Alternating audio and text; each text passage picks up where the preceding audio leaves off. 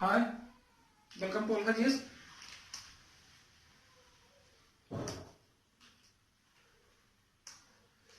आज का क्लास है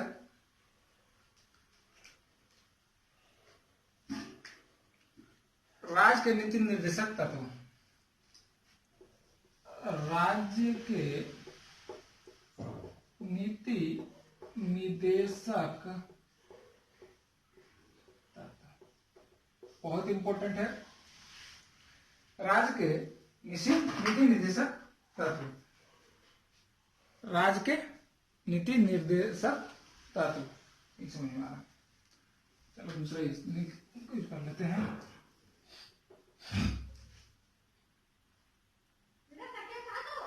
राज्य के नीति निर्देशक तत्व।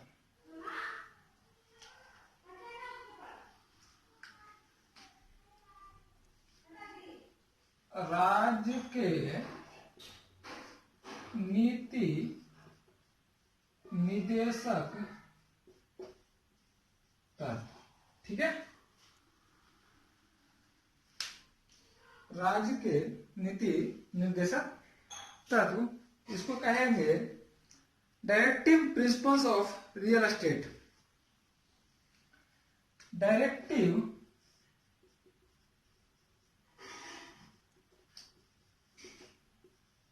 Principles of state policy.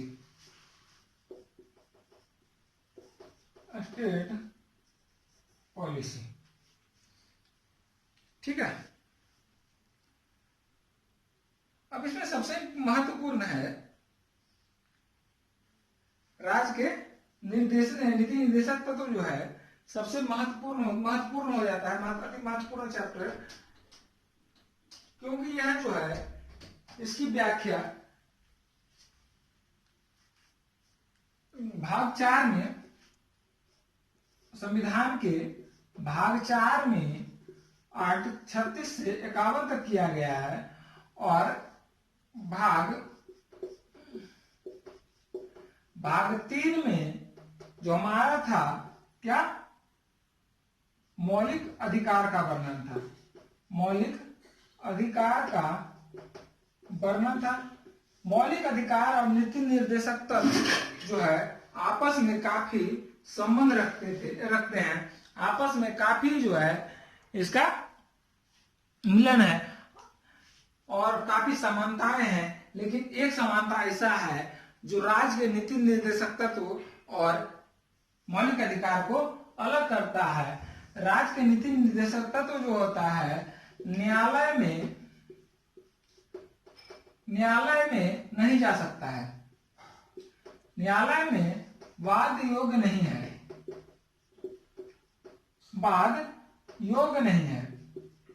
न्यायालय में वाद योग्य नहीं है, जबकि मौलिक अधिकार को न्यायालय में उसको उपस्थित किया जा सकता है, न्यायालय में उसको चैलेंज किया जा सकता है। इसमें बहुत सारा गोलक बनाम पंजाब सरकार भी आया था, या उसके बाद जो है साहबानों वाला भी आया था। ये जो है मौलिक अधिकार का न्यायालय में उसको चैलेंज किया जा सकता है, और इसका जो कुछ उदाहरण है। लेकिन जो है नीति निर्देशक तत्व जिसका वर्णन संविधान के भाग 4 के अनुच्छेद 36 से 51 में है, संविधान के भाग 4 के अनुच्छेद 36 से 51 में किया गया है, 36 से 51 में किया गया है, जिसको न्यायालय में किसी भी कोर्ट में, चाहे सुप्रीम कोर्ट हो या हाई कोर्ट में है, चैलेंज नहीं किया जा सकता है, ठीक है। ये है, इसका जो है विचार आयरलैंड के संविधान से लिया गया। इसका पहले देख लेंगे। इसका विचार जो है आयरलैंड के संविधान से लिया गया है। आयरलैंड के संविधान से लिया गया है। और आयरलैंड किससे लिया गया था? आयरलैंड का संविधान जो है 1937 में बना। और यह आयरलैंड जो है किससे लिया? आयरलैंड ने अपने संविधान में इसे, जब आयरलैंड का संविधान 1937 में बना, तो आयरलैंड अपने संविधान में 1937 में स्पेन से ग्रहण किया था।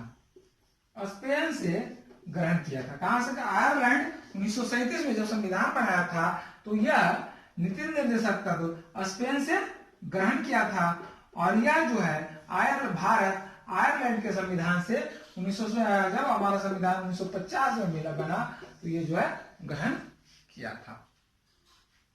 ठीक है। जो बहुत सारे आदमी को देखा, बहुत सारे आदमी जो थे, बहुत सारे विद्वान मौलिक नीति निर्देशक तत्व के बारे में बहुत सारे बातें की थी, लेकिन जो है एक महान विद्वान थे ग्रेनविल ऑस्टिन। ग्रेनविल ऑस्टिन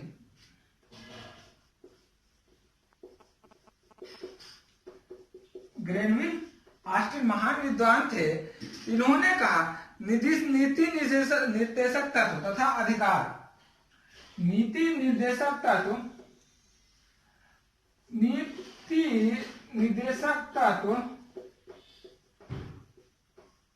तथा अधिकार को, मौलिक अधिकार को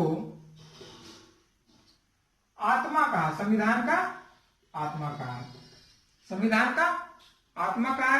अनुच्छेद 32 को हमारे भीमराव अंबेडकर जी ने भारतीय संविधान का आत्मा कहा था, याद है?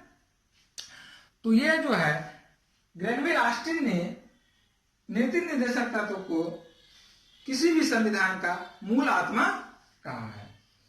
अब जो है भारतीय संविधान में नीति निर्देशक तत्व क्यों लिया गया, इसकी कुछ विशेषताएं हैं, इस पे ध्यान देंगे। अभी जो संपन्न हुआ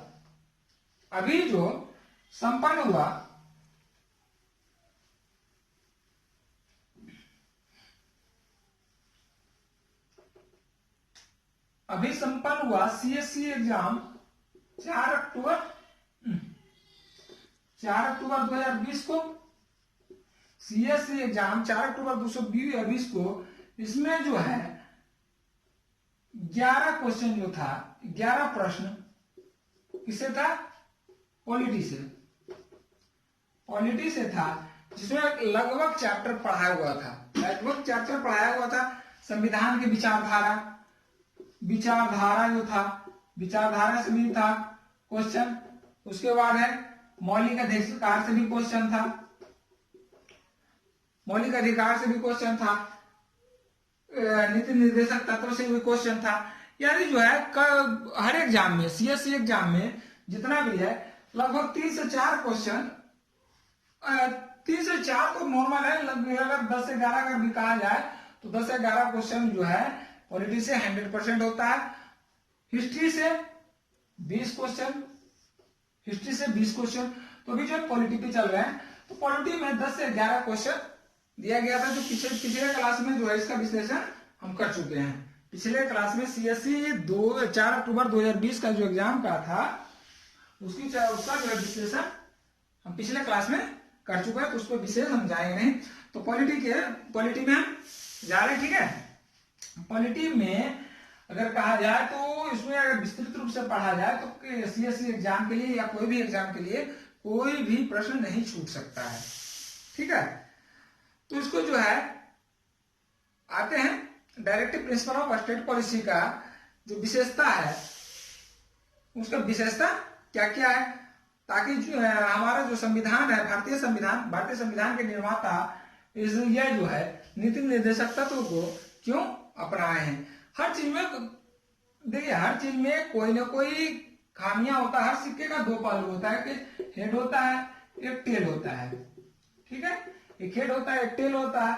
उसी तरह से हमारा नीति निर्देशक तत्व है, इसमें भी कुछ खामियां होगा, कुछ विशेषता होगा। हर सिक्के में 2 पहलू होता है। उसी तरह से हमारा नीति निर्देशक तत्व है या मौलिक अधिकार है, तो कुछ ना कुछ जो है खामियां हैं, कुछ ना कुछ आलोचना हुआ है, कुछ विशेषताएं हैं, तो हमारे संविधान में शामिल किया गया। तो इसी को हम लेकर चलेंगे। ठीक है। तो भारतीय संविधान में जो नीति निर्देशक तत्वों को शामिल किया गया है, उसकी विशेषताएं क्या है? तो पहला विशेषता पे आते हैं। पहला विशेषता पर अगर बात करें, पहला विशेषता आता है तो यह जो है इस नीति निर्देशक तत्व से यह स्पष्ट हो जाता है, नीति निर्देशक तत्व से यह स्पष्ट हो जाता है कि यह जो है नीतियों को और कानून को, नीतियों और कानून को प्रभावी बनाता है। नीतियों और कानून को क्या बनाता है? प्रभावी बनाते समय इस बात का ध्यान रखता है कि राज शब्द का वही इंगित हो या राज शब्द वही है जो मूल अधिकार से हमें प्राप्त होता है। ठीक है, इसलिए विधायिका तथा राज्य के विधायिका तथा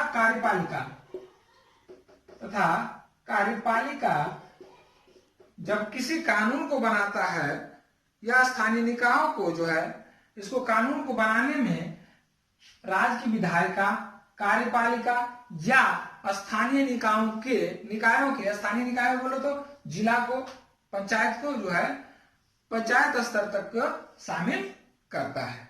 ठीक है, सम्मिलित किया जाता है। ठीक है, कोई दिक्कत? चलिए, और जो है दूसरी विशेषता क्या है? दूसरी विशेषता है, चलिए दूसरी विशेषता से पहले नीति निर्देशक तत्व को जो है, नीति निर्देशक तत्व को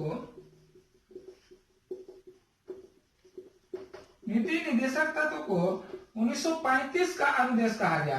1935 के अनुदेश कहा गया है।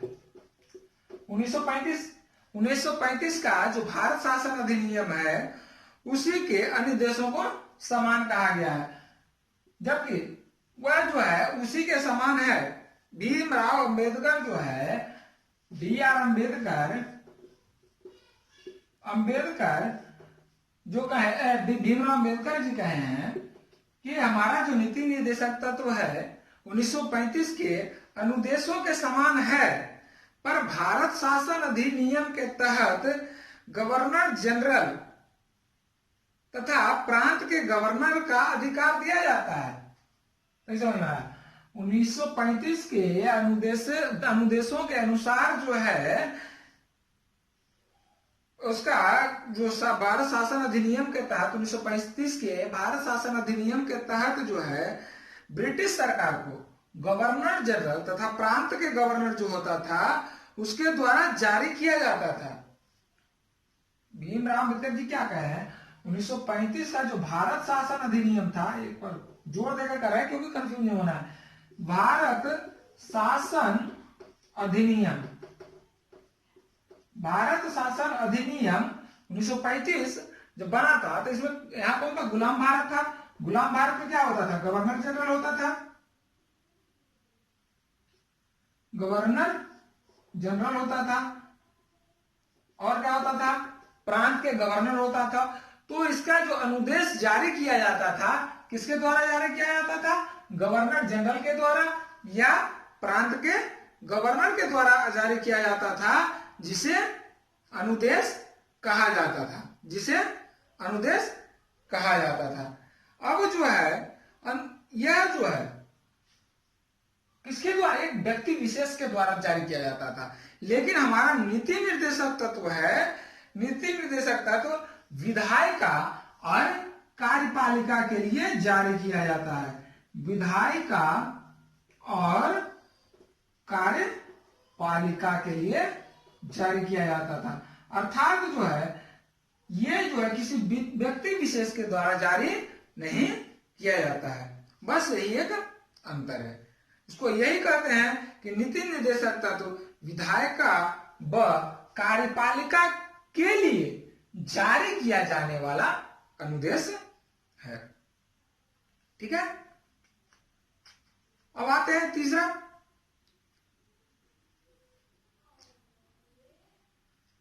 आते हैं नीति निर्देशक तत्व जो है सामाजिक और आर्थिक समानता बनाने के लिए। बहुत बार क्वेश्चन वाला जो बता रहा है विशेषता, बहुत बार क्वेश्चन में वनडे एग्जाम में भी पूछा जा चुका है, रेलवे में, बीपीएससी में, बिहार एसएससी में भी पूछा जा चुका है। ठीक है। तो सामाजिक, आर्थिक और राजनीतिक समानता, सामाजिक, आर्थिक और राजनैतिक समानता, और राजनीतिक समानता के लिए हमारा राज्य का नीति निर्देशक तत्व बनाया जाता है या जारी किया जाता है। जैसा कि सामाजिक, आर्थिक और राजनीतिक न्याय विचार हमारा किसमें है, प्रस्तावना में इसका वर्णन है। हमारा जो है प्रस्तावना में ही इसका वर्णन है कि हमारा सामाजिक, आर्थिक और राजनैतिक न्याय विचार, तो इसका जो है उद्देश्य है, हमारा जो है नीति निर्देशक तत्व का मूल उद्देश्य है समाज में सामाजिक समानता, स्वतंत्रता बनाए रखना तथा राज्य में एक लोक कल्याणकारी राज्य का निर्माण करना। राज्य में एक लोक कल्याणकारी राज्य का निर्माण करना। बहुत बार क्वेश्चन पूछा जा चुका है, राज्य के नीति निर्देशक तत्व का क्या विशेषता है। तो राज्य के नीति निर्देशक तत्व का मूल विशेषता यही है कि राज्य में एक लोक कल्याणकारी राज्य की अवधारणा करना, जिसमें आर्थिक, सामाजिक और राजनीतिक समानता हो, न करके जैसा कि औपनिवेशिक काल में भारत शासन अधिनियम में भी बताए थे। भारत शासन अधिनियम में 1935 में भारत शासन अधिनियम में अनुदेश किसके द्वारा जारी किए गए थे, भारत के गवर्नर जनरल या प्रांत के गवर्नर जनरल के। और उसी के तहत जो है इसका जो काल कहा जाता था, पुलिस का काल कहा जाता था, पुलिस का काल कहा जाता था। तो हमारे जो है देश में राज्य के नीति निर्देशक तत्व का जो है मूल उद्देश्य क्या है, सामाजिक, आर्थिक, राजनीतिक न्याय, राजनीतिक समानता के आधार पर लोक कल्याणकारी राज्य का निर्माण करना। ठीक है। और जो है सामाजिक और आर्थिक लोकतंत्र को स्थापित करना। ठीक है। अगला मोस्ट इंपॉर्टेंट है, नीति निर्देशक तत्व को, अभी बताए थे, नीति निर्देशक तत्व को न्यायालय में पेश नहीं किया जा सकता है। नीति निर्देशक तत्व को न्यायालय के समक्ष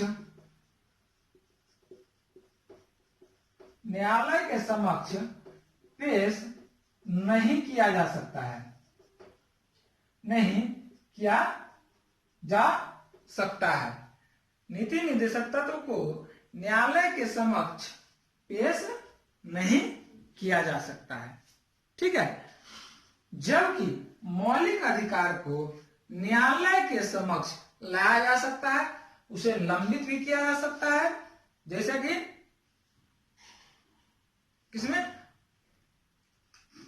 जब हमारा इमरजेंसी लागू होता है तो मौलिक अधिकार क्या होता है, अपने आप लंबित हो जाता है। लेकिन जो है नीति निर्देशक तत्व को न्यायालय में नहीं लाया जा सकता है। इसके हनन होने पर, इसका जो है नीति निर्देशक तत्व का हनन होने पर, जैसे हमारा मौलिक अधिकार हनन हो रहा है, न्यायालय में जा सकते हैं। लेकिन नीति निर्देशक तत्व को अगर हनन होता है तो न्यायालय में पेश नहीं किया जा सकता है, न्यायालय में इसे लागू नहीं कर सकता है, कोई भी न्यायालय इसे लागू नहीं किया जा सकता है। अतः यह जो है सीधे तौर से कहा जा सकता है सरकार इसे लागू करने के लिए बाध्य नहीं है, इसे लागू करने के लिए बाध्य नहीं है। था इसको कहा जाए तो राज्य सरकार, सीधे सरकार, चाहे केंद्र सरकार हो या राज्य सरकार हो, इसे लागू करने के लिए बाध्य नहीं है। लेकिन बाध्य नहीं है तो लोक कल्याणकारी राज्य की अवधारणा कैसे होगा। अगर राज्य के नीति निर्देशक तत्व को शामिल करने का मेन मकसद है हमारे देश में, हमारे राज्य में लोक कल्याणकारी राज्य की अवधारणा करना, लोक कल्याणकारी राज्य का व्यवस्था करना। जब यह जो है बाध्य नहीं होगा, यह न्यायालय में बात नहीं होगा, तो केंद्र सरकार और राज्य सरकार इसे लागू नहीं करेगा। जब लागू नहीं करेगा तो हमारे जो है लोक कल्याणकारी राज्य की स्थापना नहीं हो पाएगा। जब स्थापना नहीं हो पाएगा तो हमारा लोक कल्याणकारी राज्य का स्थापना नहीं हो पाएगा। ठीक है। तो अनुच्छेद 37 में कहा गया, स्पष्ट रूप से कहा गया है, नीति निर्देशक तत्व देश के शासन के मूलभूत में है। ठीक है। देश के 837 में कहा गया है, 837 में स्पष्ट रूप से कहा गया है कि नीति निर्देशक तत्व देश के शासन में मूलभूत है। देश के शासन में मूलभूत है, मूलभूत है यानी मेन रूप है, और इसे विधि बनाने वाले तत्वों में शामिल किए जाना, इसे विधि बनाने वाले तत्वों में, विधि बनाने वाले तत्वों में शामिल किया जाना, शामिल करना राज्य का कर्तव्य होगा। यानी जो है अब 837 के तहत अब जो है जो भी कानून बनेगा, राज्य सरकार और केंद्र सरकार इस चीज को, नीति निर्देशक तत्व को शामिल करेगा, न कि यह जो है न्यायालय में बाध्य नहीं है या न्यायालय में बाध्य योग नहीं है तो केंद्र सरकार राज्य सरकार इसे लागू नहीं करेगा, कोई बात नहीं। लेकिन 37 में स्पष्ट रूप से कहा गया है कि अगर आप कानून बना रहे हो तो उस कानून में जो है इसे शामिल किया जाएगा। आपका यह कर्तव्य है, आपका यह जो है मूल कर्तव्य है, आप इसे जरूर शामिल करेंगे। ठीक है, राइट।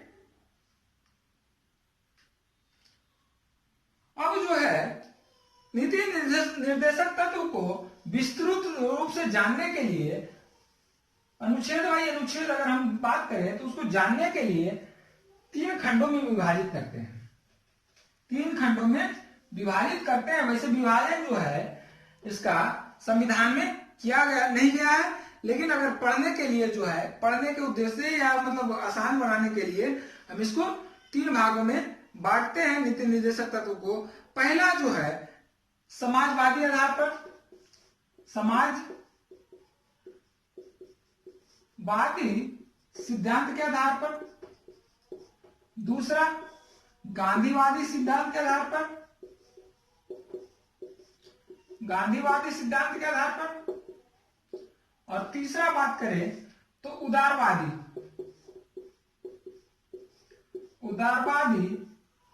सिद्धांत के आधार पर जो है नीति निर्देशक तत्व को हम पढ़ेंगे। पहला समाजवादी आधार पर, ठीक है, दूसरा गांधीवादी सिद्धांत के आधार पर, तीसरा उदारवादी के या उदारवादी बुद्धिजीवी, इसको कर दो उदारवादी बुद्धिजीवी कर दो तो अच्छा रहेगा, उदारवादी बुद्धिजीवी के आधार पर। ठीक है, बुद्धिजीवी के आधार पर, ठीक है।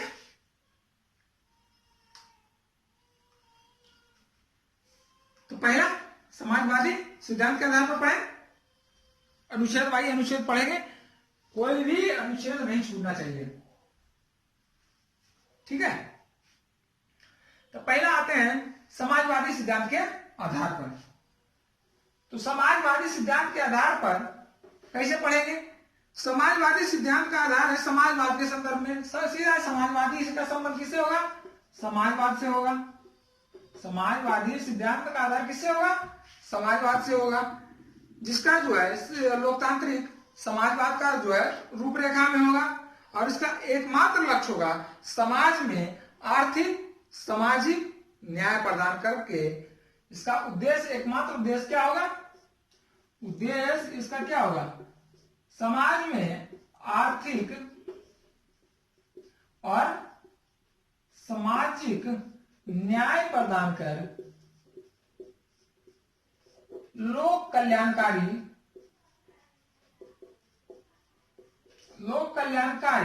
राज्य की स्थापना करना। लोक कल्याणकारी राज्य की स्थापना करना। ठीक है, चलिए, तो इसमें आता है, इसका जो पहला अगर बात करें तो 838 यानी अनुच्छेद 38 क्या कहता है? अनुच्छेद 38 में कहा गया है लोक कल्याणकारी राज्य के लिए आर्थिक और राजनीतिक न्याय द्वारा, आर्थिक और राजनीतिक न्याय द्वारा सामाजिक व्यवस्था को सुनिश्चित करना। ठीक है, ध्यान दीजिएगा, लोक कल्याणकारी राज्य के लिए सामाजिक आर्थिक और राजनीतिक न्याय द्वारा, सामाजिक आर्थिक और राजनैतिक न्याय द्वारा सामाजिक व्यवस्था को सुनिश्चित कर आय एवं प्रतिष्ठा को बढ़ा करके उसके अवसरों की समानता असमानता को समाप्त करना तथा समानता को बढ़ाना। सामाजिक आर्थिक और राजनीतिक न्याय द्वारा समाज में आय, सामाजिक व्यवस्था तथा प्रतिष्ठा के असमानताओं को समाप्त करना तथा समानताओं को बढ़ाना। ठीक है,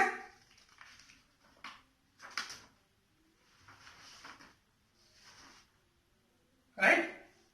839 क्या कहता है?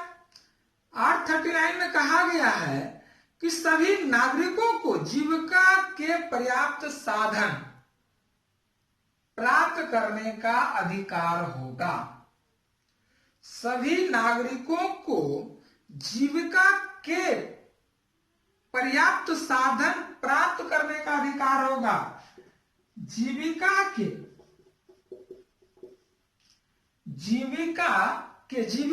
जीवन को पालन करने के लिए पर्याप्त साधन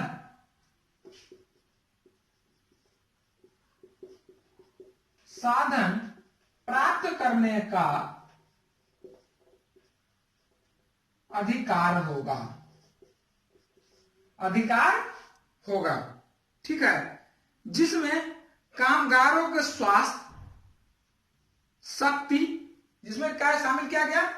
कामगारों का स्वास्थ्य, शक्ति। ना ऐसा ना हो कि बूढ़ा व्यक्ति है उसको भी जबरदस्ती किए जाओ और उसको वेतन ना दो, तथा बालिकों के अवस्थाओं का दुरुपयोग।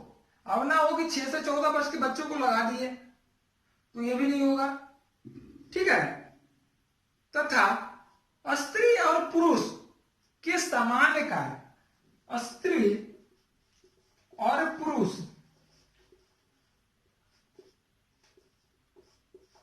के समान कार्य का समान वेतन, समान कार्य का समान वेतन।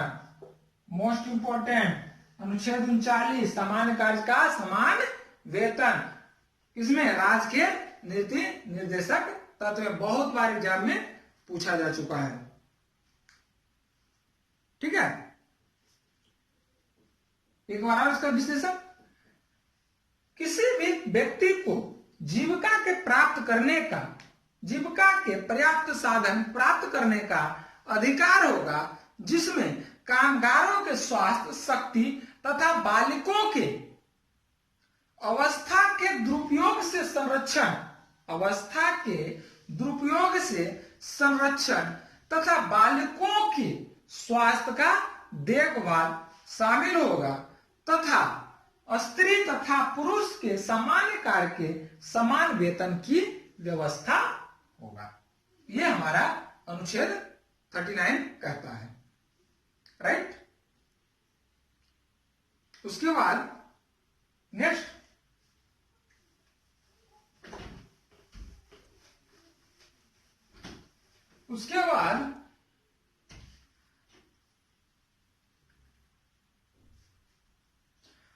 आते हैं 39 के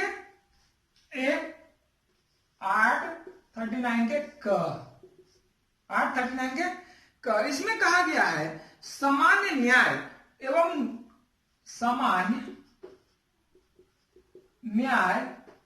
एवं गरीबों को निःशुल्क विधिक सहायता।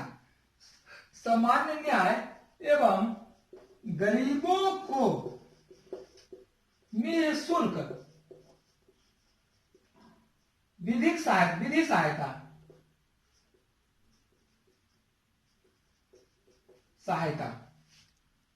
विधि सहायता,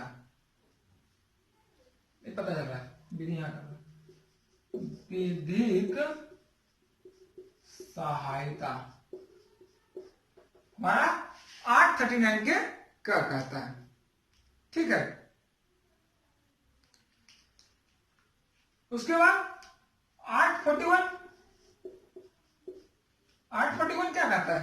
841 कहता है निःशक्तता के दशाओं में, निःशक्तता हम जिसे हम उसको नहीं कर सकते हैं, निःशक्त हम बीमार हैं, निःशक्तता की दशाओं में, निःशक्तता की दशाओं में हमें लोक सहायता का अधिकार, लोक सहायता प्रदान करने का अधिकार क्या प्राप्त होगा। ठीक है। कोई दिक्कत? बहुत इंपॉर्टेंट।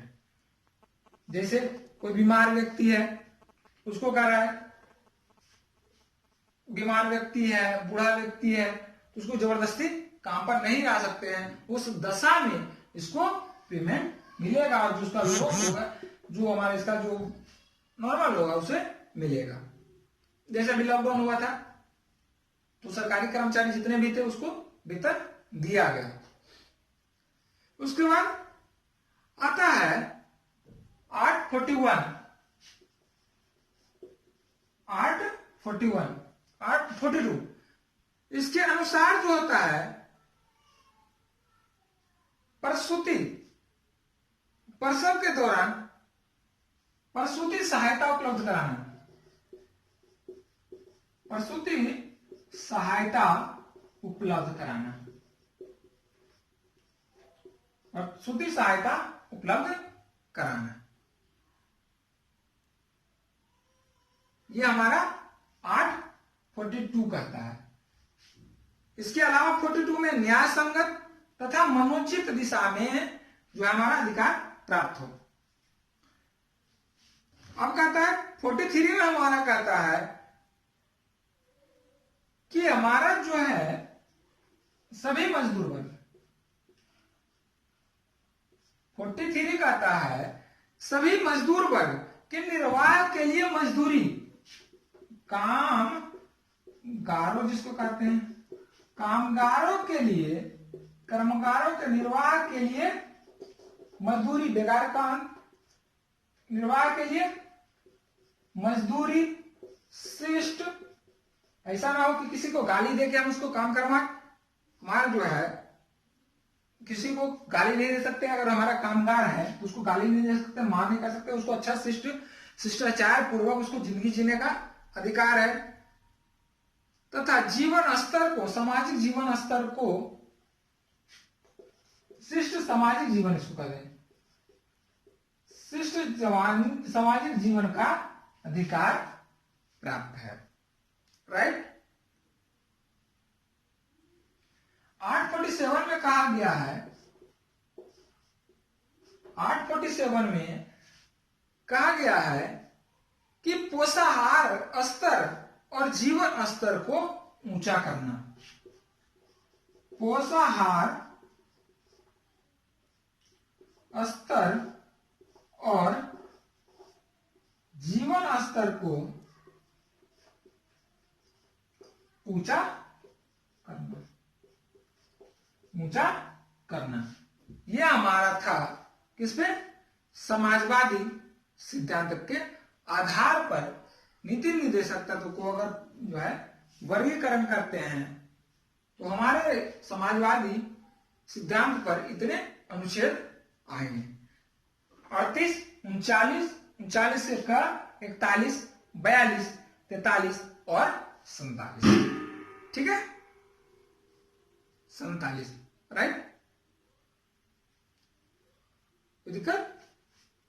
अगर कोई किन्हीं को कोई दिक्कत होगा तो जरूर बताएंगे। समाजवादी सिद्धांत अगर समझ में किसी को नहीं आता है तो पिछला क्लास है वो यूट्यूब पे भी डाला हुआ है, समाजवाद पूरा पढ़ लेंगे। समाजवाद सिद्धांत, समाजवाद क्या कहता है जो है कार्ल मार्क्स वाला, वो पूरा का पूरा पढ़ लेंगे तो आपको समाजवाद पूरा समझ में आएगा। गांधीवाद अलग है, गांधीवादी पढ़ लेंगे। और उदारवादी बुद्धिजीवी जो थे विचारधारा जितना भी था लोकतांत्रिक विचारधारा उसको पढ़ लेंगे तभी समझ में आएगा, न कि अगर पिछला क्लास छोड़ दिए हैं तो वो समझ में नहीं आएगा, राइट। तो बाकी जो है नेक्स्ट क्लास में देखेंगे, राइट।